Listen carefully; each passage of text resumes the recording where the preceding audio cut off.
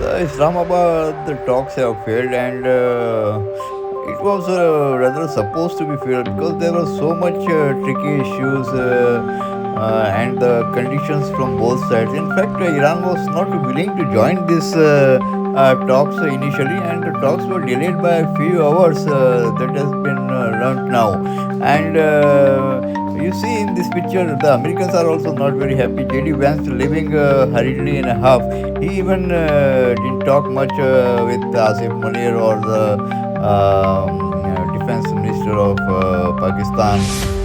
And you can also see this Shehbaz Sharif could not be seen anywhere in the much anywhere in this talk. So I think everyone knew it, and they were playing just to the for the sake of showing it to the world that the peace talks has been taken. Now, after returning to Washington back, see what 21 hours, JD Vance has to say. and we've had a number of substantive discussions with the Iranians. That's the good news. The bad news is that we have not reached an agreement, and I think that's bad news for Iran much more than it's bad news for the United States of America. So we go back to the United States having not come to an agreement. We've made very clear what our red lines are, what things we're willing to accommodate them on, and what things we're not willing to accommodate them on. And we've made that as clear as we possibly could, and they have chosen not to accept our terms. Questions? Sir, Nick Robertson from CNN. Precisely what have they rejected here? Can you help us understand it a little bit? Well, I won't go into all the details because I don't want to negotiate in public after we've negotiated for 21 hours in private.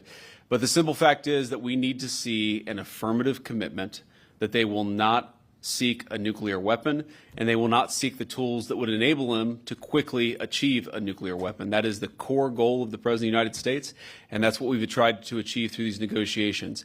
Again, their nuclear program, such as it is, the enrichment facilities that they had before, they've been destroyed. But the simple question is, do we see a fundamental commitment of will for the Iranians not to develop a nuclear weapon, not just now, not just 2 years from now, but for the long term? We haven't seen that yet. We hope that we will. Jen. Was there a framework on anything? And also, did the Iranian frozen assets come up, and did you reach any conclusions on those frozen assets? We talked about all those issues, Jen, and we talked about a number of issues beyond that. And so certainly those things came up. But again, we just could not get to a situation where the Iranians were willing to accept our terms. I think that we were quite flexible. We were quite accommodating. The president told us, you need to come here in good faith and make your best effort to get a deal. We did that. And unfortunately, we weren't able to make JD Vance was looking quite optimistic and positive when he reached Islamabad, and maybe he was hoping that something could be pulled out of it. Listen to his statement. We're looking forward to the negotiation. I think it's going to be positive. We'll, of course, see. As the President of the United States said, if the Iranians are willing to negotiate in good faith, we're certainly willing to extend the open hand.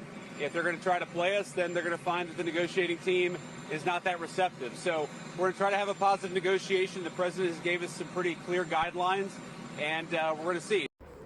But the talks were doomed to fail because there were sticking issues, uranium enrichment, state of Hormuz control, and then attacks on Lebanon and assets to be freed. So there was no doubt in anyone's mind that how far these talks can go. So it was a farcical exercise that has to end. Thanks for watching. Please like and subscribe to our channel. Thank you very much.